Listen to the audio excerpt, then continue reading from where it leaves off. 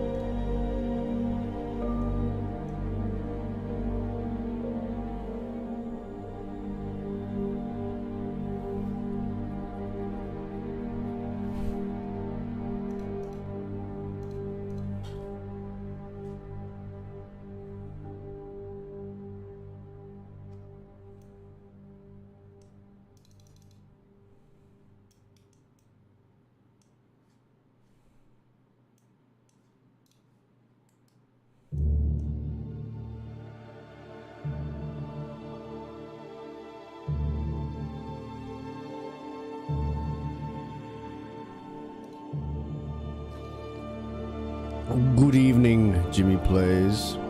Hello, James.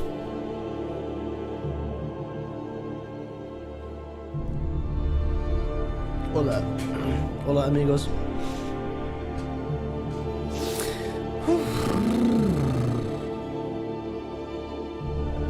Have you all had a nice Christmas?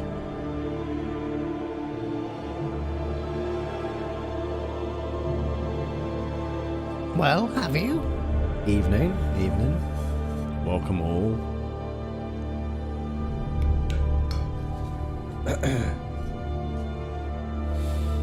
Let's go. What's up, Astral? How you doing? Good. I'm glad to hear that. Yeah, it was good. I had a good Christmas. We took our pup to my family's home. They have a dog as well, obviously. But no, our pup was great. She was great. It was really nice. Still nice. That's good. That's the main thing. Christmas always has that thing of being like, you know, at least it was nice, you know, most of the time. For most people. But yeah. Christmas okay, didn't rate my Christmas dinner, Lamau. I don't know, I didn't really like want a Christmas dinner this year. I wasn't really looking forward to it. I had a great one regardless. But sometimes I was thinking about it, I was like, do I want a Christmas dinner this year? I was like, is that what I'm excited for? I don't know. Kind of strange. It's a weird one. What meat did you have for your Christmas dinner? Yeah, it just didn't feel right this year. I don't know what it was. Very strange. Really happy to see a lot of people coming in. I plan on streaming more throughout, you know, from the new year onwards. I was gonna just make a video instead today, but I'm still a little ill. Caitlin is really unwell, so if you can give her your best wishes, that would be very much appreciated. She's very unwell. It's been a bit of a rough one, but luckily, it looks like my video is. Well, one of my videos is kind of like doing some good because, well, whether it's doing anything or not, I don't know, but it got me noticed by JCS, which was fucking awesome. For those who don't know, aren't aware, if you follow me on Twitter, you should be aware. But basically, 23rd of December, JCS obviously came back and tweeted at me and Steve-O and said, shout out to Steve-O and Bluestank and all you other legends for the recent shout-outs to the younger folk that are having issues with the very high-pitched noise in this video. We're trying to get this fixed. And I was there like, music is so loud. There you go, done, off, gone. And I was just sort of like, wait, sorry? What? I was so confused. And then I just saw he uploaded like half an hour later. Or well, no, he'd already uploaded like 10 minutes prior. And I was like, eh? What? And it turned out he'd come back and he'd watched my video and gone like, oh, I appreciate the shout out. Like, what the fuck? I was like shocked. And to be fair though, why were no one else talking about JCS while he was gone? No one mentioned the fact that he disappeared because YouTube basically had him in like a chokehold, that's the word, chokehold. They were like, no, if you upload, we're just gonna fuck your shit.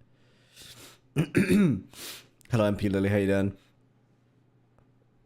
What's up? Your channel's doing so well, it's great to see. Appreciate that, thank you. I'm hoping to still hit 20k by the end of the year. We've got like, how many days left? Oh my god. Friday. Shitting hell. Yeah, got to like Friday. Could do it. If I had uploaded today, it would have been good, but I'll upload tomorrow. That would be good. But no, yeah, no one fucking mentioned JCS. I thought it was really weird. I've been wanting to make a video on JCS for ages because he'd gone for the entire year. By the time we got round to it, it'd been an entire year.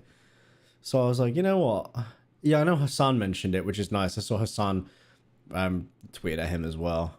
But that's still weird though. It's just like, I mean, Hassan's on Twitch side, so there were no YouTubers making. Well, I'm sure there was a YouTuber making a video on it, but I just didn't get promoted, I suppose.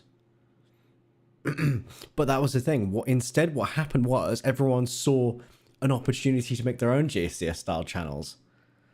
So I can't blame them. It's a fantastic sort of genre. Without them, a lot of us wouldn't be sleeping at night because that shit helped so much. Explore With Us is fantastic. There's so many other channels as well. One being, I can't remember his name. He's gonna really hate me now. Where is he? Hold on, because I mentioned true crime in my video because I've got a weird opinion on true crime. Is it this video? God, I hope so. God, I hope so. I get a lot of comments on this fucking video at the moment, the last week at least. Oh good, someone's just spamming the N-word. Here we go. Dire Trip. Yes.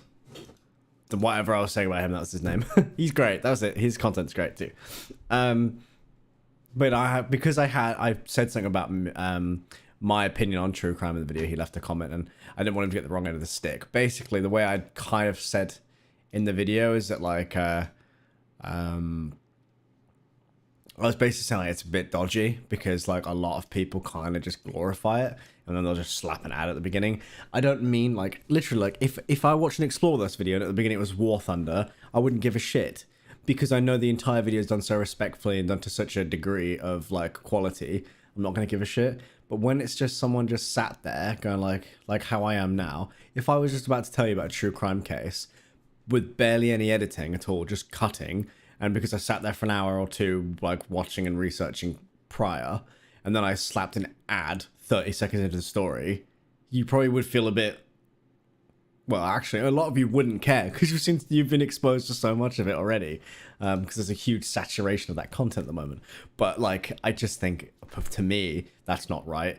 I can understand it when there's a true crime channel that's going to need to depend on brand deals because their ads are going to be either non-existent or gone, especially if they feel like they're talking about a case that they really can't monetize. I get that with a lot of my drama videos. As videos you just shouldn't be monetizing because it's just not right, like it's as simple as that. True crime is like crack for me. It's hard to not watch even though the crimes are terrible and gruesome. To me, I can't watch like stuff about like I said modern day, but like really recent stuff. I think people who just do really recent stuff and it's just their face the entire video, I feel a little, I don't know, I just feel a bit like sick from it. I feel like there's like an ick. Do you know what I mean? Like I'd rather watch stuff with like visuals. It doesn't matter if they cut to their face every now and again. That's fine. I understand on YouTube you need to have a personality because sometimes you don't personify yourself. The second the algorithm shifts, you're done for. So at least having your face up there helps you in case you need to change genre, category, or anything like that. But I do really think there is a problem at the moment with just like that sort of content where it's just their face the entire time and they're literally in between but like, oh, I went to the shop today, and it's like, I don't care. This person was murdered like 5 years ago and they were a child and their parents could possibly be watching, their younger brothers and sisters, their cousins, their friends could all be watching this video, and you could be saying misinformation, which would be like upsetting for them, because misinformation is a particularly like uneasy thing to hear when it's about something you know in its entirety and full detail. But misinformation is a big thing about true crime. It's going to happen. It happens with everything in the world. When you talk about something, you're going to either say something slightly wrong, i.e. misinformation, or you might hype something up to be more than it actually was, which is then technically misinformation. So it's a tricky one. True crime oh, sorry, let me just go up a little bit. I personally prefer true crime stuff about unsolved cases rather than the serial killers. I hate people drooling over murderers. Yeah, I don't blame you for that. I like watching cold cases that have been solved decades later. Yeah, I like that stuff too. Missing persons cases and complete mystery murders are my, I guess, preference for true crime content, since there's no killer for people to be weird about. Yeah, I get that. True crime content is a very tricky subject, but overall, it is just another element of exploitation in media that's always existed. Exactly. That's at the end of the day, like, you can complain all you want and kind of nitpick at it, and that's kind of my job, I suppose. But at the same time, like, it's going to exist. Like, there's going to be that sort of media out there, like, that exploits people and people's misfortune. It will always exist. We've just all been through a pandemic. Still suffering through a pandemic, and we're still seeing like that sort of exploitation and the people who are profiting off that exploitation. You know what I'm saying? There will be in every corner of the world that there is media. There will be exploitation of that media. So there you go. I stopped watching paranormal content because I filled my head with so much of it, but I've got like my own sort of like stories from my family that like solidify in my head that like I don't even need to see paranormal content because I just know it's real. So I think I'd love to make ghost videos at some point though. That would be a dream, I think.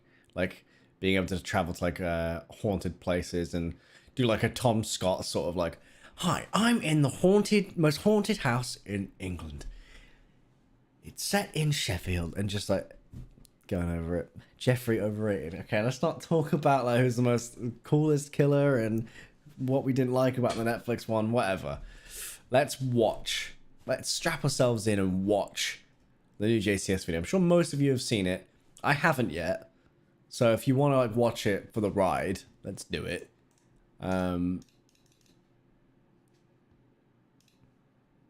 Yes. Yardley's ex-boyfriend. I love the commentator for these videos. What's his name? I'm following him on Twitter. He's great. I'll just get the chat up here. Actually, we could just... Ooh, I've got an idea. I'm gonna put that there, and then I'm actually gonna just put you guys there. Oh, I like that. Wait, I like that. Okay, and then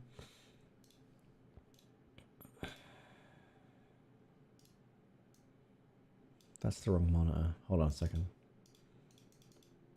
Talk amongst yourselves, people. Is that window capture or display capture? That's display capture. Perfect. Let's cut off all those silly top parts. That looks good. Right. Does that look alright to you guys? I think that looks good. I could watch it like this. I'll probably full screen it, to be honest, like this. And then just like slap the YouTube. Oh, that's a bit distracting, isn't it? Alright. Did you say you did want water, didn't you? Oh, it's okay. Yeah, grab me some water real quick. I need to get some stuff over here. Sorry, are we all ready? Should I do a ready check, to be honest? I think just jumping into it is a bit rude of me. Have you ever thought about donating your long hair? Maybe once. I think it's interesting whether it's real or not. It's impressively faked. It's still interesting. Yeah, very true. Very true. I recommend watching Corridor Digital's ghost videos. They do a fantastic job of like debunking like paranormal videos, UFO videos, like because they're they're VFX artists, and it's fantastic. Definitely worth a watch. I've always been obsessed with paranormal. I remember being 3 years old and slipping away from my parents to go ghost hunting in our building we were in Maybe I was 2. It was like a hotel conference center in Chicago, and I swore there was a ghost in the lobby.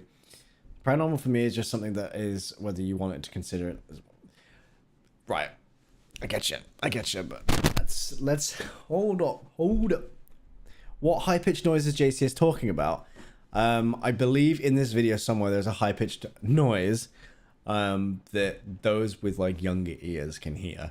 I think if you're a certain age or your ears are past a certain point in their life cycle, then you can't really hear it, or if they're slightly damaged or overused. I won't hear it, I'm almost certain. But welcome, as you said, greetings from Mexico. Greetings. Appreciate you being here. I'm starting to see now. Alright. Did you say you did want water, didn't you? It's okay. Yeah, grab me some water real quick. I need to get some stuff put here. That's my card. I know I introduced myself to you at your house, but my name is Lisa Reeves. Hold on, we're not starting until this.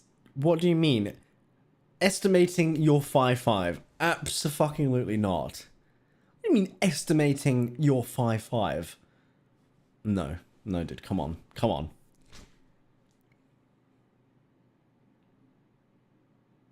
What do you mean that's the sound? Can you hear it?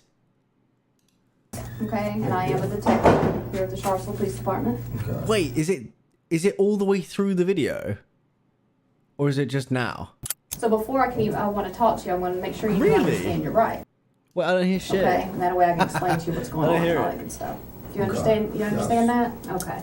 Today's date is Bro, my dog's gonna May fucking... 3rd, Our puppy's gonna 2010. run in here and start like Time screaming at me. is- All right, your Still first there? name is George. It's in the video, alright? It's in the video. Georg.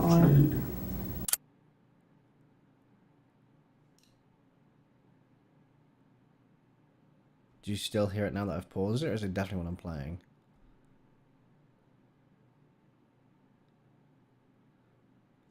We met at Comback 2019, you're about my height, so you're about 5'9". Exactly, about 5'9", 5'10". Not even joking, like, this is serious. People always fucking laugh at this. Depending on my, I don't know what it is, sometimes I can, I guess it's just the way my posture is, like, and how I sleep. But some days I'm literally, like, very slouched. Like, my spine is very naturally, like, slouched. Even though I feel like I'm standing up tall. And other days I'm, like, standing up really fucking straight. And I also just am taller. I think, like, I think I've heard that if your posture's bad, you sort of, like, your spine compresses a bit. And some days you wake up shorter than others. I just really need better posture, to be honest with you. But I sit in a fucking gamer chair all day. What do you expect? I do a lot to help my posture, though. I always have done. Sorry if you can hear the sound still. I think it goes, surely. I didn't. There's no way I didn't do it. No way.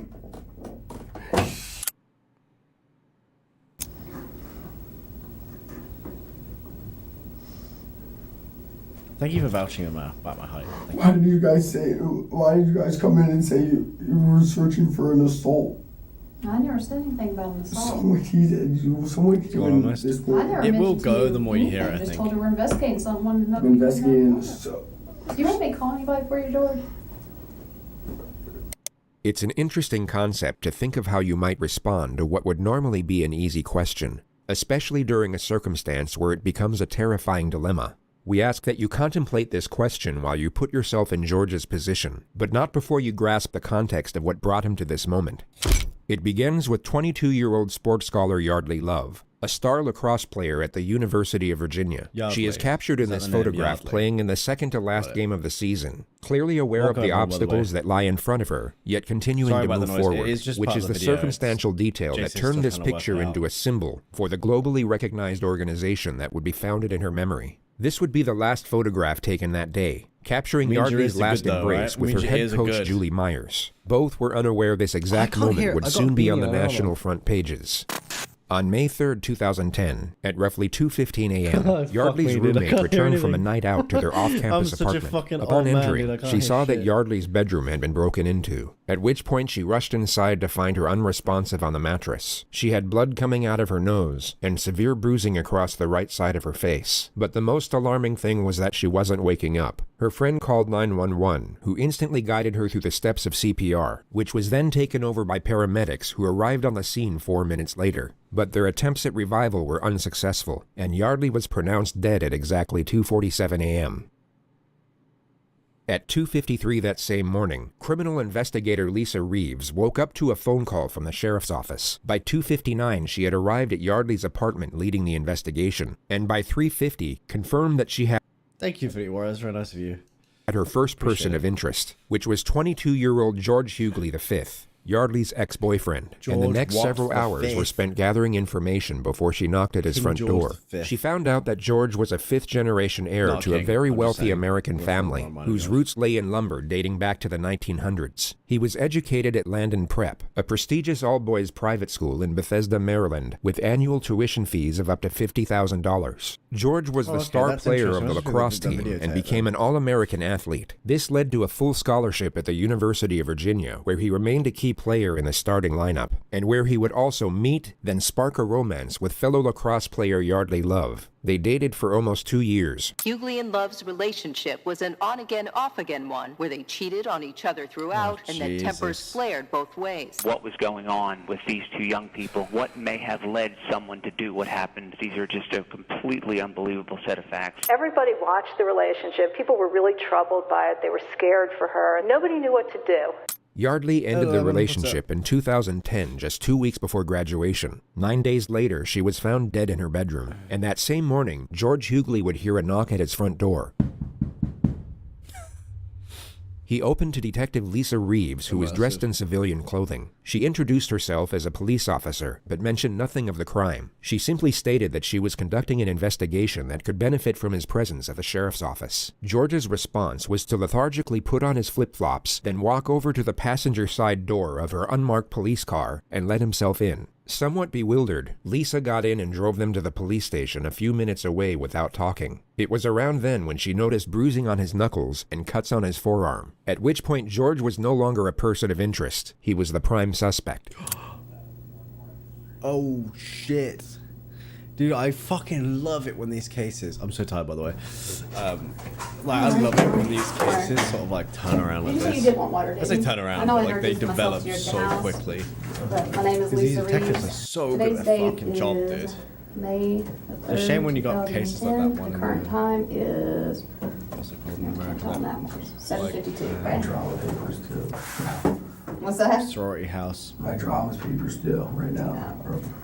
All right, your first name is George. That's what he's worried about. Right away, you'll come to notice that George is oblivious to the gravity of his situation, and it would be very safe to assume that he at this moment is unaware that Yardley has died. He seems to believe that he's in as much trouble as he would be sitting in a principal's office, perhaps for getting in a fight at class Shit, or on a imagine lacrosse not knowing field, as and the well. sooner he Fuck. provides a sanitized version of the truth, the sooner he'll get to go home. This, of course, ties in perfectly with the interrogator's opening strategy, which we've labeled warmth for the sake of this video. She will downplay the severity of his situation to a considerable degree, while maintaining a friendly temperament with a Time is sympathetic it? undertone. She needs the suspect to feel safe and About- secure for the about, time 3 being, minutes to as the 1 less a.m. cautious he is, the more information he's likely to give away. Then as soon as he locks himself into one particular I know. storyline, I the think pressure it- can commence, I just which need to begin often this leads video to a with her. suspect being laden with panic Nice. and contradictions. Before we ask I'm any so tired. I'm questions, gonna you must focus on understand your some rights. shit, You have the alright. right to remain silent. Anything you say can be used against you in court. You have the right to talk to a lawyer before questioning and have one present during questioning.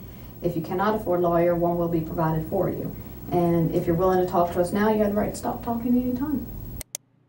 George has two options here. Option 1 is to remain silent, then allow his father to get him the most expensive attorneys in the country. He would then have years to examine the evidence, evaluate the many options available, and then construct the most self-preserving storyline with world-renowned experts in criminal defense before they present it to a jury. Unfortunately for George, he takes option 2. But before he does, rewatch the flawlessly reassuring manner in which he's given the final piece of the Miranda warning. And if you're willing to talk to us now, you have the right to stop talking anytime. Got it? Yep. Awesome. Just need your signature there that you Yeah, it's understand your keeping rights. it like, oh, And you I'm know, willing you to might talk just to be us. a little bit of trouble, you know, because he The doesn't time now really. is It seems like he doesn't 7:53. know that he's killed her. And All right. Let's kind of start. I'm going to kind of ask you some questions, and like I said, we'll explain things a little bit later. Tell me about your day yesterday. Played golf with our parents. It was a father-son. Good event. I went to dinner with my dad and my two buddies, and then went home, went to the bar for like a little while. Then I went over to talk to Yardley. Really? And Who's Yardley? Yardley is my former girlfriend, Okay. which this whole thing's about, which I understand, but George has now initiated the investigative subject matter himself. It's the perfect opening scenario for the interrogator because she's given nothing away, making it more likely for him to reveal details that will contradict the evidence. Really? Oh when I my went over god. to Wait, is that what that's stuff? That would be why there's a timer on the top. Yardley, Oh my god. I like was like Yardley, and she was like already like totally freaked out because of what she did this past like a few days ago, and we haven't talked since, and I was just gonna go talk to her. Yardley slept with another lacrosse player from North Carolina the week before, which is what he just referred to. Wait, hold on. And Hold on. Whoa. North Carolina. I was just gonna go talk to her. Yardley slept with another lacrosse player from North Carolina the week before, which is what he just referred Dude, I'm to. such an idiot. I don't know why I heard he She slept with started, another like, cosplayer. I was like, freaking out. what? Like, you know, Sorry. you can't come in, you can't come in. And I was like, So I'm tired. like just trying to talk to you. The investigation team obviously had no way of knowing this, and George has now confessed to the crime of second-degree trespass. More importantly, however, he's just confessed to initiating the supposed confrontation. He now can't say that he was somehow tricked or misled into that situation. He knowingly stepped into it, and the critical fact he can actually recognize and remember this will be used against him repeatedly in the future. And like she like started being like getting like all like, you know, like really like defensive. She was already like on the defensive edge, and like I was like, listen, I'm not here to like, I'm just here to talk to you. And she like got all like sat up, like her bed's against the wall, like if it was in this corner, she was like up against the wall, and I was like we were sitting there talking, and like she started being like you know, like getting like all like aggressive after this, and so I was like, all right, like chill out, like, and shook her a little bit. So just to recount what George said over the last 47 He did, seconds, like, so Yardley much, was dude. defensive. While being in a defensive state, she backed up against the wall. She then became aggressive. George's response to this supposed aggression was to initiate physical contact. And she started being like freaking out, and I was like, listen, I'm not like here to do anything, I'm here to talk to you about everything that's ensued in the past week. And she was like, and like started like, and like no, like hitting her head, like stop, like she was in the corner, I was sitting on the bed, I was like, stop, like, I was like, what the hell, like, we were just gonna talk. So let's go back half a minute and dissect what actually just happened there. Yeah, you would be fucking out And out so I was cold. like, all right, like chill out, like, and shook her a little bit. He will now say the words, "and she started being like," then simultaneously mimic a body colliding with the wall. He will then stop himself mid-thought and subtly modify the detail. And she started being like freaking out, and I was like, listen. And she started being like freaking out. He's like basically, he's telling the story, but like reliving the moments. His body is going to like, if you like think about a story hard enough, you know, as you're trying to tell it, your body language starts to sort of tell you like what to like do, like, and then you kind of like, you know what I'm saying? Sorry. Yeah, basically like he's reliving it and he's trying to hold it back, you know, trying to hold back what really happened. So he like went to hit a wall because he probably slammed her on a wall, and you know, he got like, you know, like like. Yeah. He goes from illustrating Yardley hitting the wall to, as he states, freaking out. He seems to realize mid-sentence this isn't the best way to explain her injuries, so he changes the detail to buy himself time. And she started being like freaking out, and I was like, listen, I'm not like here to do anything, I'm here to talk to you. He carefully shifts the topic from Yardley to himself and keeps it there for 8 seconds before attempting to re-explain what occurred in a more self-preserving manner. And she was like, and like started like being like, no, like hitting her head like. No jury on the planet will believe that Yardley was voluntarily slamming her head against the wall with enough force to cause fatal brain damage. All George has done here is give away the fact that he knows Yardley has sustained some type of head injury, and now lied on record about how it was inflicted. I was like, Yardley, like, what the hell? Like, we were just gonna talk, and like, it was not at all like a good conversation because that's like, she was already like freaking out with just even seeing me there. Okay. What happened next? Jesus. What happened next, and she just kept hitting her head against the wall while she was sitting on the bed, and I was like, and I grabbed her and I like shook her. I was like, stop, like we need to like, and looked at her. I was like, we need to like talk about this. And like, I mean, I was holding her arms and stuff, but like I never struck her. I never like hit her like in the face or anything. I was just like, we need to talk. And she was so like, oh, I mean, what's the word? Like, you know, like flopping a fish out of the water, like so like all this. And I was like, listen, like I'm not here to like fight with you or like do anything, like here to talk to you. And like, and she's like, no, like get away from me. You have to leave, you have to leave, like all this stuff. And I was like, all right, like fine, like, but like I want to talk to you after all this.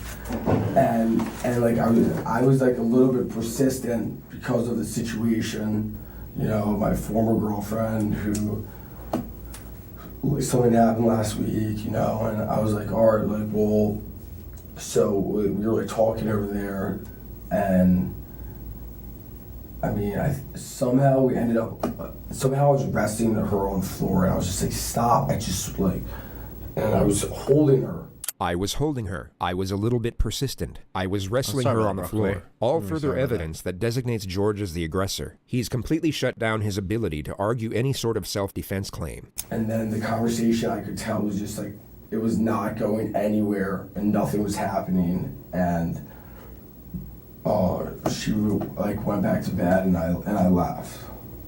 And I went back home. Okay. Phase 1 is now complete. The suspect has unknowingly locked himself into a storyline that will put him away for a very long time. The risk of him shutting down or requesting a lawyer is no longer a primary concern. So the interrogator will now increase the pressure. She will confront him on certain elements that she pretended to overlook before, and the ideal scenario is to cause just enough panic so that he backpedals on previous statements and contradicts himself. All right, so you go over there. So genius. Knock on the door. Her front door was open.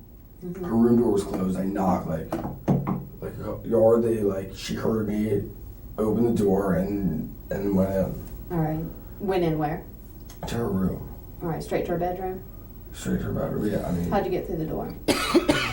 Her door, the front door. Her door. Actually, it might have been locked. It was.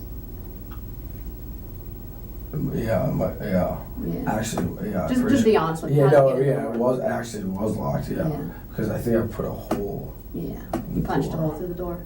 Pretty sure, actually. Now, yeah, that you said that. Yeah. All right. Pretty sure. Why'd you do that? Did you forget that? Well, I you guess, or yeah, once I was in her room, she was like very like, you know, like, or like, no, I'm not, like, I don't want to talk to you, like all this stuff.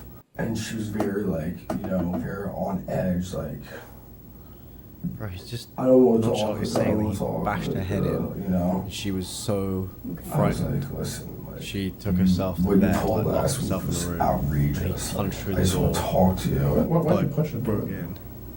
A very unusual time to interrupt a suspect in such a contentious manner. He was giving away self-incriminating information that could be used to establish a motive. He was doing exactly what the lead investigator wanted. But Detective Ed has now stopped him in his tracks. It's a reckless maneuver at this point in the interrogation, which Detective Reeves is no doubt conveying at this moment through nonverbal communication. She now has to let the suspect respond as to not undermine their position.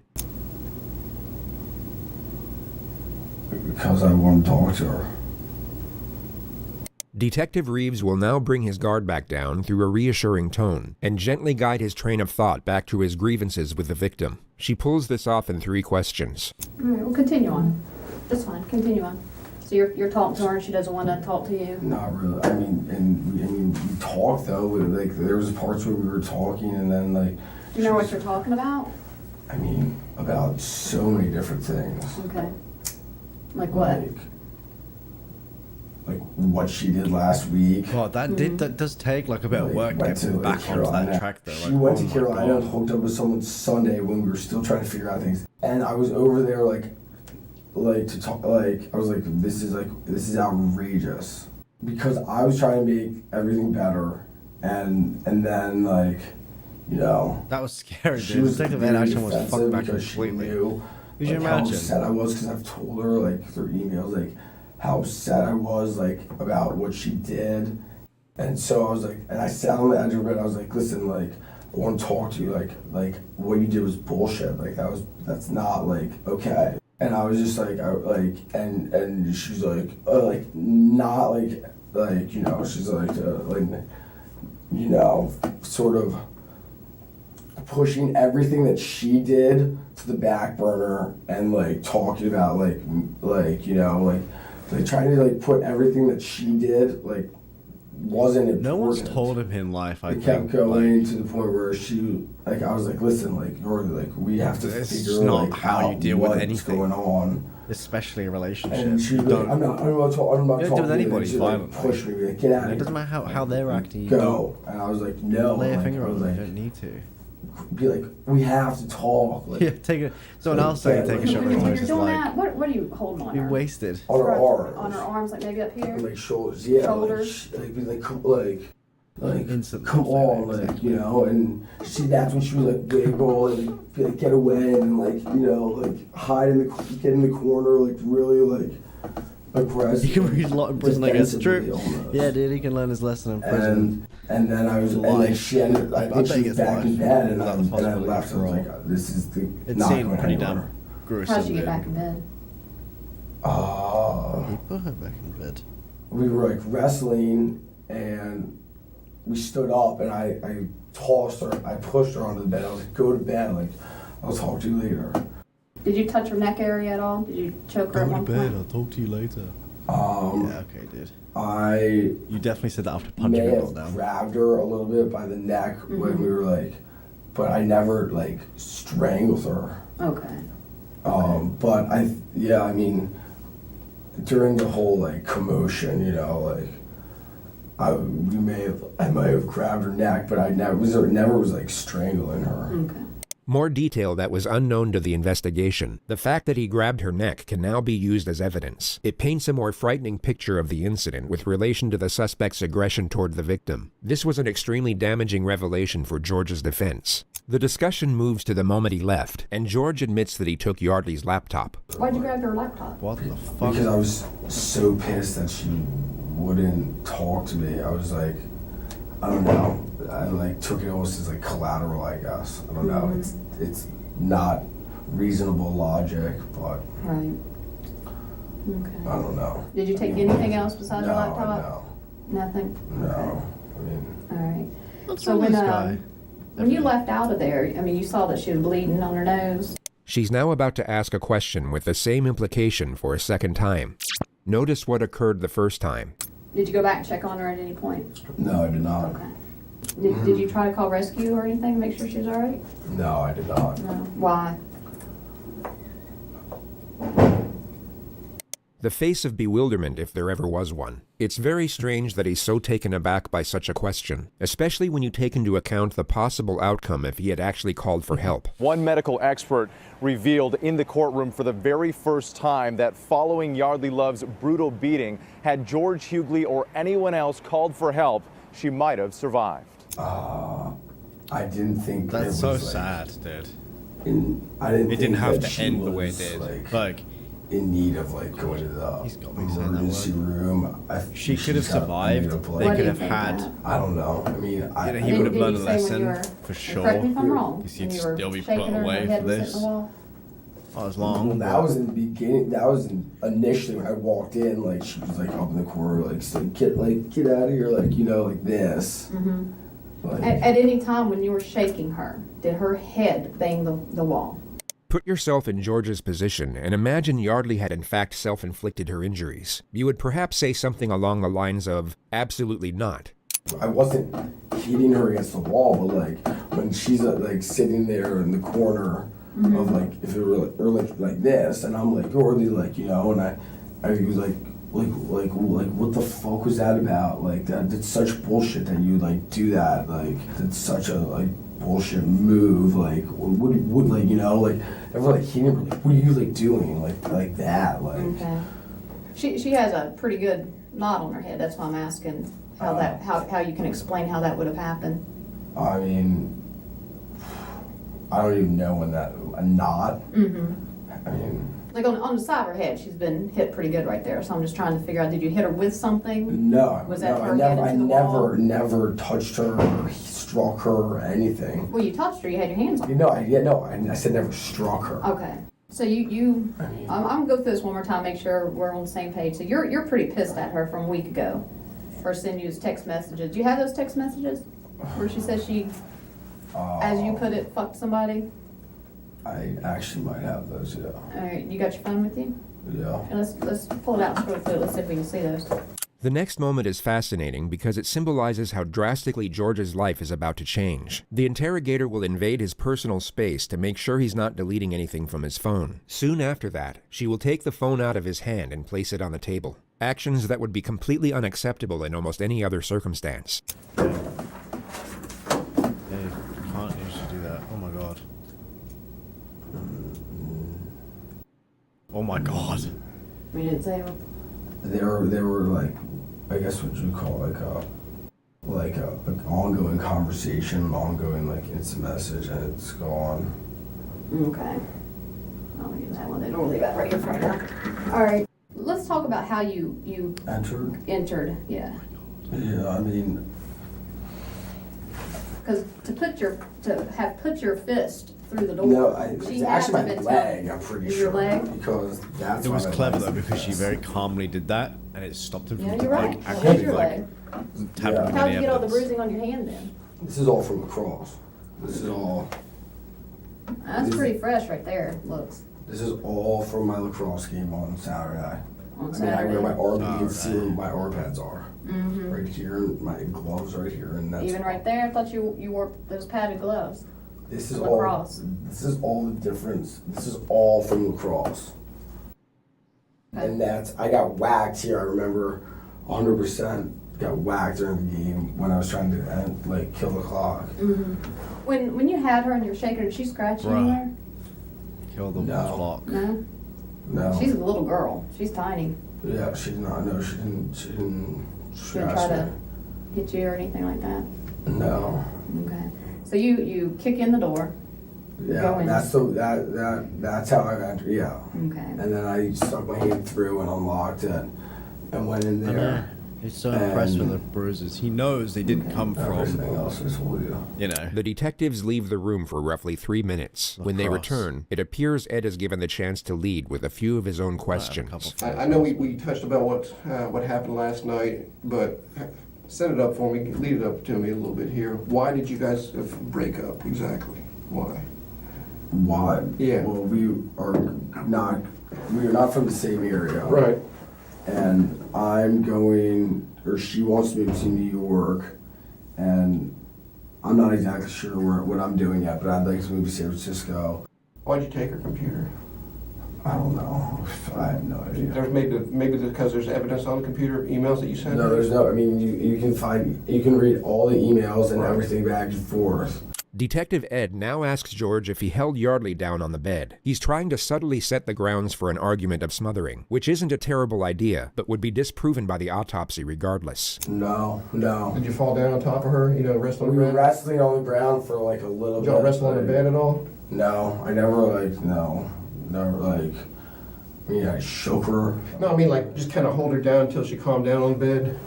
No, if anything that. I mean, and if anything that would have been like on the floor when we were on the floor when her nose started bleeding.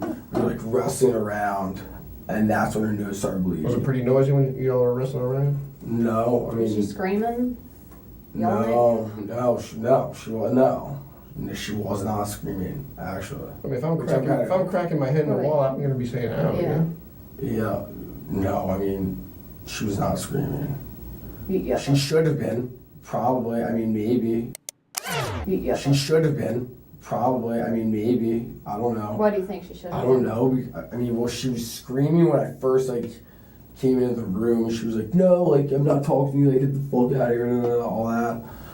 But At any point before you said you and this was your words, you said you tossed her on the bed and then you left. Yeah. All right. At any point before that, did she lose consciousness? Anyway, to be honest. Why don't I just get the idea that he's not? Okay. Doesn't seem so. What happened after you tossed her on the bed? Did she move? Say something? I mean, I literally tossed her on the bed and turned around and... Tossed her on the ground or tossed her on the bed? And tossed her on the walked bed. out the door. Okay. So when you tossed her back on the bed, in your mind she was bleeding, but you said she was bleeding out her nose, and you didn't feel like you needed to call rescue? No. After that, after banging her head and No, shaking her and blood coming out her nose on the floor? No. There's nothing about you missed anything that no one asking right now? There's nothing about going to get anything or going. I don't know why I took the computer. George rambles about why there was no reason for taking the laptop for another 20 seconds, during which time Detective Reeves decides that enough information has been attained. Phase 2 is now complete, and the fate of Yardley is about to be revealed. These moments in interrogations are considered important for the purpose of gauging a suspect's response. It's believed that a sharp and sudden revelation can make it difficult to fabricate emotion. So in theory, this will cause a suspect to provide either a genuine response or a relatively obvious disingenuous response, which often comes in the pretense of shock or remorse. I mean, I guess that's where my logic was at, but which is... Well, I have to tell you something. I think I know why you took the computer. In the midst of what would have been a flawlessly executed moment, Detective Ed jumps back into the laptop mystery. The suspect has essentially confessed to murder. This really wasn't the time for regurgitated conjecture over a petty theft misdemeanor, which Ed was clearly being advised of once again through nonverbal communication. Yeah. Why do you think? You all right? Go ahead. No? Yeah. She's dead. You killed her, George. You killed her. Holy shit. Dead? I think you knew that already. No, I did not. In our opinion, George is being truthful here, and we believe the interrogator feels the same way in this moment. That's one of those moments on it, right? You actually can't tell this one. Usually She's dead? How the fuck is she dead? Because you killed her, George. How the fuck is she dead? Because you killed her. George appears to be going through a delayed response. It's so foreign a revelation that it's yet to sink in. Once the shock settles, he refuses to accept it, and this denial appears to be a momentary coping mechanism before the reality of the situation truly hits him, which will happen at this time in the footage. Oh my god. She's dead? Yes. She's dead. Yes. She's dead. She's dead. How? How? I already told you how. You already told us how as well. How is she dead? You just told us. Oh my god. You do kind of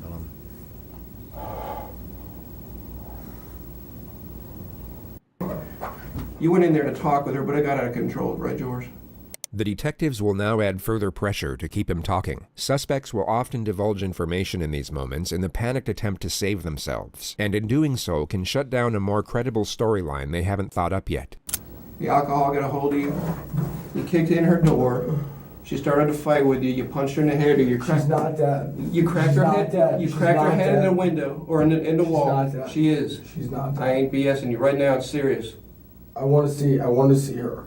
George, look at me. George. She is dead. You were not here to dance with us. You're here because she's dead.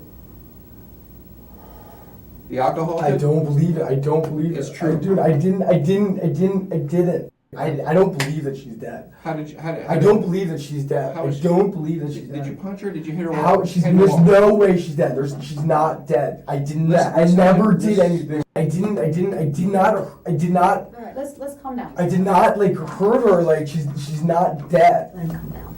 Just out of protocol, what we gotta do is stand up for me, George. Go ahead, put your hands behind your back for me. Turn around. Relax. It's all right. Relax, you'll be alright. Tell me she's not dead. Tell me she's not dead, though, please. Will you tell me she's not dead? Relax. Please, will you tell me You she's know what? not I wish dead? I could tell you that, George. 22-year-old. 22. And her life is done. She's not. I did not do anything like that. So sad, dude. There's no way. There's no way. There's no way. I do not believe it. I do not believe it. It's No way. There's like no awful. way she could be dead. Either the head trauma or asphyxiation. There was no asphyxiation. Okay. Oh my god. Oh my god. Oh my god. Oh my god. What was she doing? What was she doing the last time you saw her? She was like standing up with me. She was standing up with me. She was standing up with me, looking at me. Was she standing or you were She holding was her up? standing up, looking at me. Said he put her to bed Oh, Dad. and said you go to bed and then he left. Dead. I know, 100 million percent she's not dead. I did. She cannot be dead. I know it got out of hand, George. No, it didn't. It did not. It didn't. And she's like, no, like, get away from me. You have to leave. You have to leave. I was like a little bit persistent. I Was she mean, screaming? she should have been. I didn't kill her and leave. I didn't just. Oh my god. I didn't kill her. I did not kill her. I did not kill her. I did not. There's no way I didn't do it. No way. No way.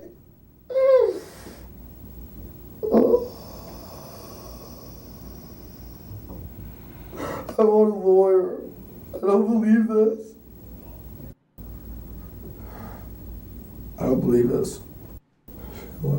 No, there's no way. There's no way. There's no fucking way. So, should I talk to someone? Who do you want to talk to? Anyone. A lawyer. When will get appointed to you? Okay, what do I do now? Go to jail? Yeah. All right, George, right now, I know you no longer want to talk to us. That's fine. Just let you know something. We're working on a search warrant right now. And what it is we're going to have to collect some stuff from you, like what's called a buccal swab.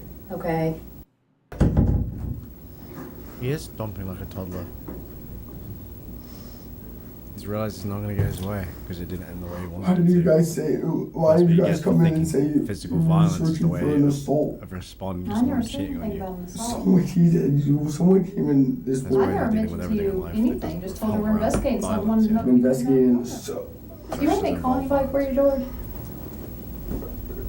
At the start of this video, you were asked to think of what you would do in this situation. Really try and imagine what would be going through your mind in this moment, as you might just gain a restorative outlook from both knowing the answer while not having to answer this particular question. But there is of course no possible way you will gain anything close to the newfound perspective George has acquired in this moment, which unfortunately for him is no longer of use. Want me to call your dad? this is we call it mom. Your mom? Is that who you'd like me to call? Can I talk to her? Mm-hmm. Can I talk to her? I don't know about that. What's your mom's name? Oh my god. What's her number? 301-96. Okay. How? Did you want me to call your dad? Or just her? She will tell her. Mm-hmm. She can tell her everything. Okay. How?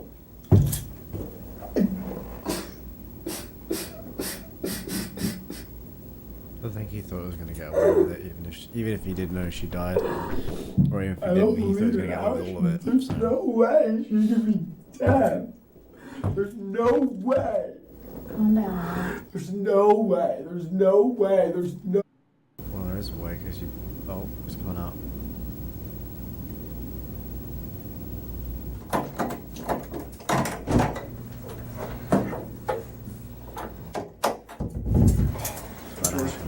foot down. Oh my God. Yep. These next few moments are a turning point. The leg irons seem to initiate a shift in his constitution, and his denial will completely cease from this point forward. He will continue to ask why and how, but he will no longer reject the severity of what is happening. Oh my God.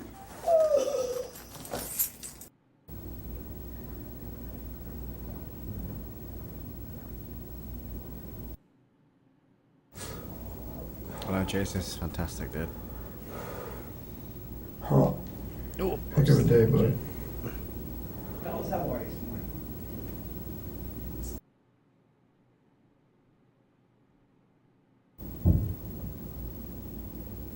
I ain't here the rest of my life.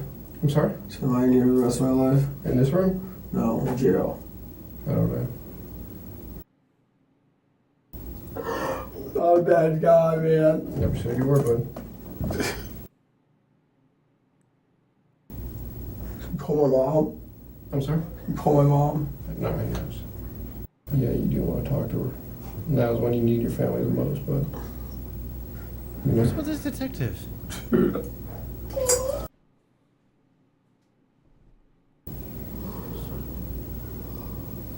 I really know if that's professional. Didn't even.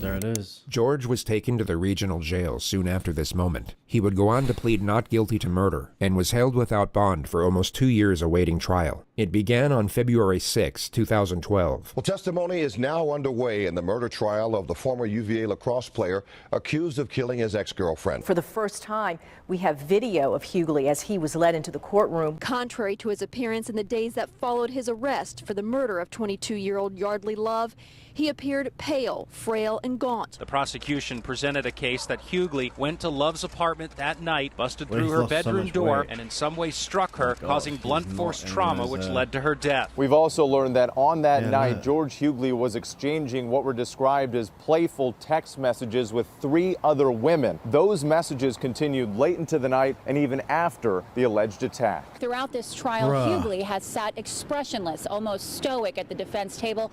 All of that changed today as this police interview was airing. Hughley began crying, was often pinching the bridge of his nose with his hands and looking down as he listened to the sound of his own hysterical voice. I did not kill her. I did not kill her. I did not. I did not. In court Tuesday, Hughley's defense faced an uphill climb. The most riveting testimony came from former UNC lacrosse player Michael Burns, who testified that one time while visiting UVA, he heard some yelling for help from Hughley's apartment. When he opened the door, he said he found Hughley with his arm wrapped around Love's neck, choking her. Hughley then let her go, and she ran out of the room crying. A variety of medical experts took the stand this Wednesday, and they all seemed to agree that Love's death was the result of blunt force trauma to the head. This was followed by highly distressing witness testimony from Yardley's neighbors. The noise was so loud, this was such a violent death that they heard it downstairs, 2 separate witnesses, and it sounded like a stereo crashing to the ground. And it certainly didn't help that the jury knew that she was alive for 2 hours before she died, indicating that if George Hughley had come to his senses, he could have gone back there, called 911, and possibly saved her life. Still, the driving argument for the defense is that George Hughley never intended to kill. They say this was all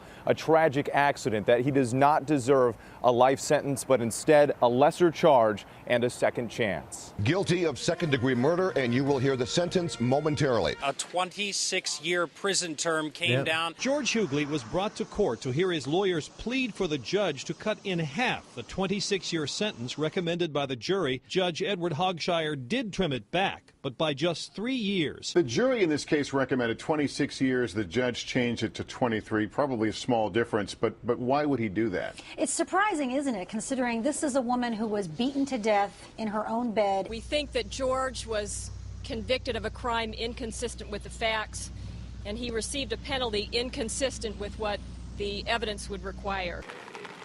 There are no winners in this case. With credit for the time that George Hughley has already served in jail, and if he gets time off for good behavior, he could be out in 18 years. And the family for Yardley Love has put out this statement saying, "We find no joy in other sorrow. We are relieved to put this chapter behind us."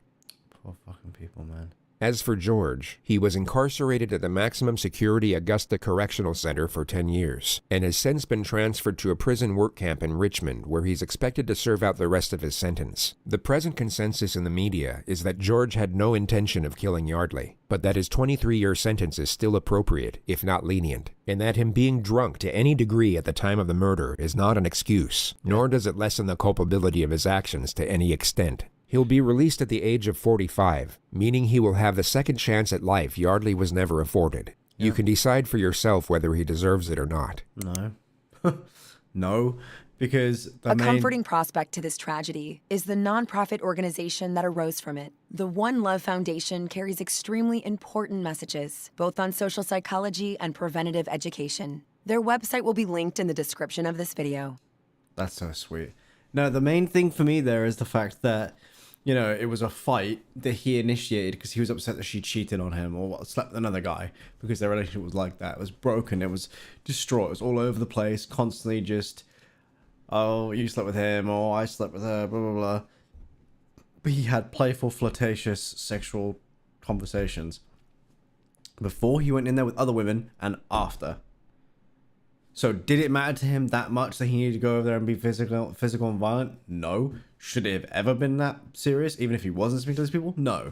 But the fact that it really was not even that serious to him, because he had lined up plenty of other women, it was almost like he had the intention of going in there and really doing some damage. Because he just felt like it. Because he was in a drunken rage. Don't get me wrong, a drunken rage is that's all it is. It doesn't give you an excuse. In fact, I think it makes it even more of a, what's it called? Motive. Like, you drank so you'd make it easier to do. Because you lose sense of control almost, don't you, when you're drunk? You know, you don't know your full strength and things like that. Yeah, that's fucking crazy. In fact, he'll be released in, like, what? 13 years? Yeah. 13 years from now. Jesus. But he gets a second shot at life. Like, what? He gets to live a life still. 45 is like, that's like, I mean, he's in prison, so he'll be healthy, you know? And he looked healthy. It's not fair, is it? It's not fair at all. And yeah, he might not have gone in there with the intent to kill, but like, I mean, if you intend on causing any bodily harm to anybody else, you have to understand that the consequence can always be death. So, you can't live life thinking, oh, well, you know, I wanted to hurt that person or whatever, or, you know, like, they deserve to be hurt, whatever. It's like, yeah, but you do understand that you could hurt them to a point where you could kill them. I wish I could my life sentence as well. Making it 23 years is so useless. I know it's never fair. It's ridiculous. It's a real shame, to be honest. It's nice to hear about cases like this, though, because they go forgotten. Do you know what I mean? Like, this is like, what, 10 years ago? 12 years ago?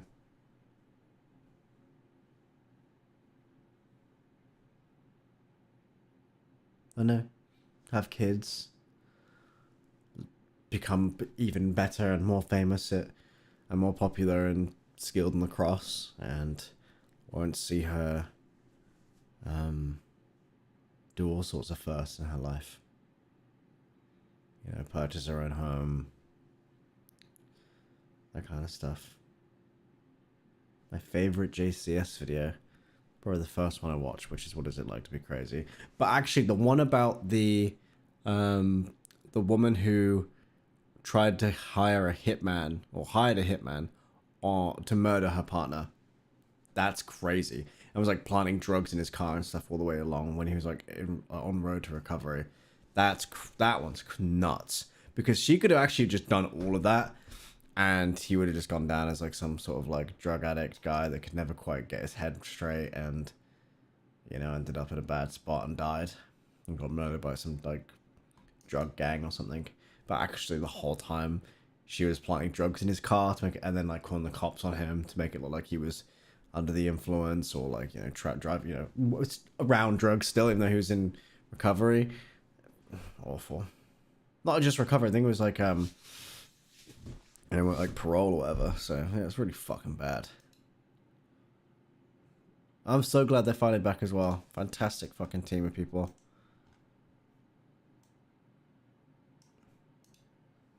I just can't believe that guy nonchalantly was just like, yeah, I did it. Pretty much. Just telling you how it happened. Telling you what happened.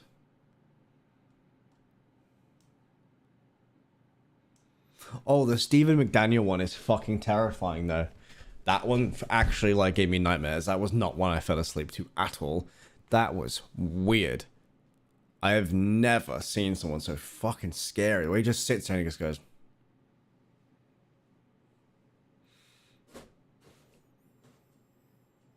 Okay, it's the one I mentioned, right? That's the one I mentioned, right? Where she gets the hitman. Yeah? Yeah, that is. That's the one. The Michael Dunn one's really fucked as well. It's really interesting. That one I learned more, I think, about like how Interrogation went. How we finished it? We have, and I think I might go bed now. I'm quite tired already.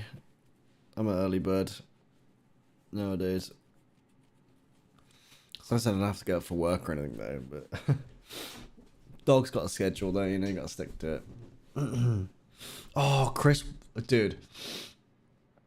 Chris Watts, I'm glad that that's what they started on. I've known about the Chris Watts case for a long time. And like, I watched the Netflix thing as well. That's crazy. That's a fucking mental case. The ending is so, like, if you don't know about the case and you watch it and you find out like what happened to the fact, like where the girls ended up, it's fucking horrible, man. No remorse whatsoever. There's just no care in his fucking head. And what pisses me off as well, like, just like the guy, you know, the guy in this case and Chris Watts, is they commit acts of this violence towards someone that they're like, oh, you slept around, or they're like, you know, they're like upset because they can't be with a new woman or something, and it's like, and then they'll just go and have sex and stuff, and they'll just go about their day after they've killed somebody. Look up the emails. The emails to what? What in this case? The Yardley emails. Oh, the Chris Watts ones.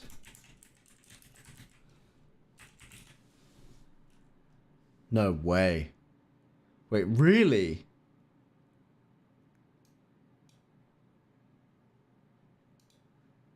No way.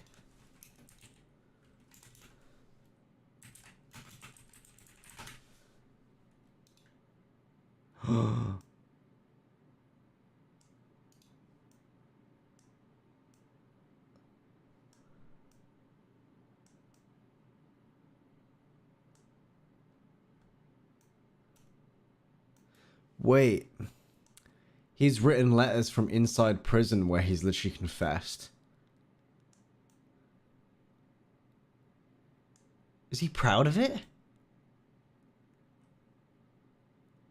In the letter he writes, August 13th morning of, I went to the girls' rooms first, before Shannon and I had our argument. I went to Bella's room, then Cece's room, and used a pillow from their bed to kill them. That's why the cause of death was smothering.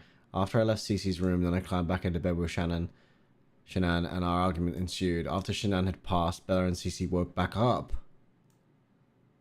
I'm not sure how they woke back up, but they did. Bella's eyes were bruised, and both girls looked like they had been put through trauma. That made the act that much worse, knowing I went to their rooms first, and knowing I still took their lives at the location of the batteries.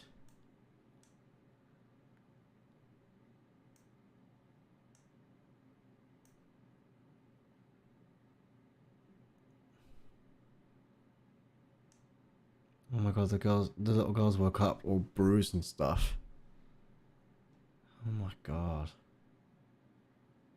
Jesus. Only 4 and 3.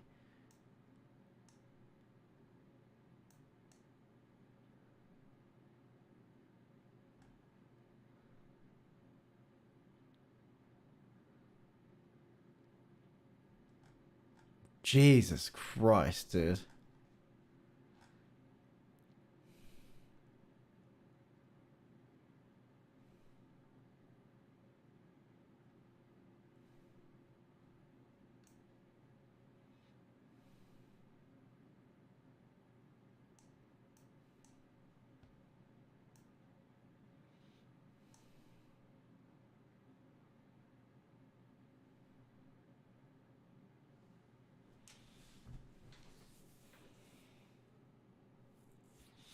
Chris Watts' case is so sad because as well, like, if you watch the Netflix documentary, there is some like really freaky shit that goes on in that house when they're there.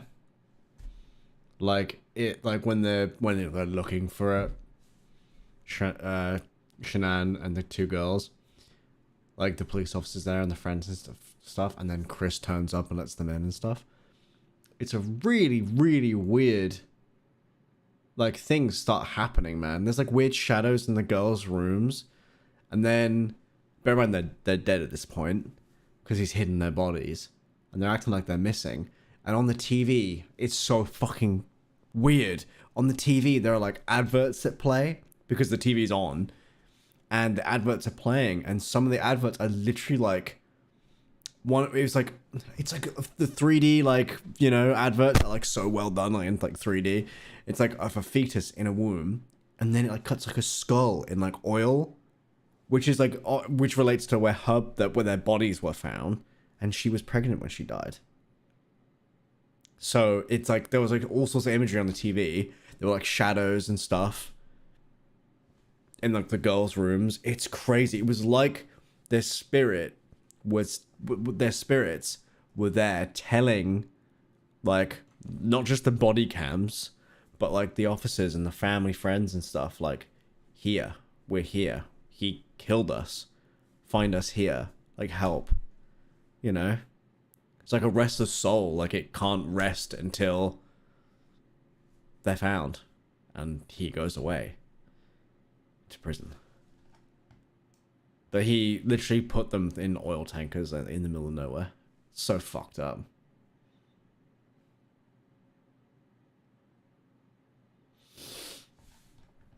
And then he buried his wife.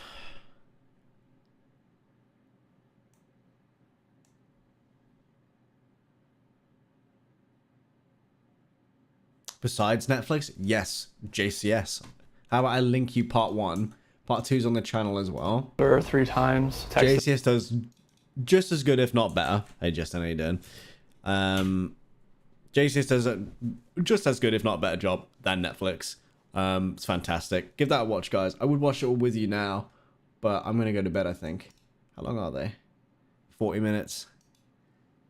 Yeah, I'll go to bed. But it's mental.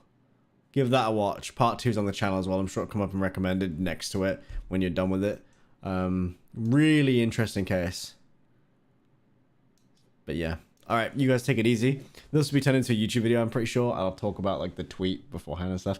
There should be some sponsored streams coming up soon, so if you can make it out to my next stream or whenever or whatever, I'll update you guys more. But there's some sponsor stream coming out. It's coming at some point, hopefully. Fingers crossed. It will be me gaming. I'm hoping it goes through. It's been confirmed. We just need dates, and I'm not hearing anything back. Oh, Justin, thank you for another code as well. I do still play, so that's really useful. Thank you so much. I'm waiting for them to increase the level cap. Because at the moment, I'm max level and all these double XP, I'm like, if I pop it, nothing happens. Because I can't earn any XP because I'm at the maximum level. So I have to wait till I think, when is it? Season 2 Call of Duty. It's so dumb they're not increasing the level cap. Everyone is max level in that game. February 1st. I'm not waiting till then. Right. Yeah. I'm gonna take it easy and go to bed. Really appreciate it, guys. Thanks for sticking around and watching us today. Hope you had a great Christmas. Have a lovely New Year. I'll upload tomorrow, so you'll see a couple more videos of me before the New Year. They're back now. It's probably just because it's starting to pick up again. Lots of people over Christmas and stuff playing it. Anyway, have a good one. Take it easy. I'll see you guys later, alright?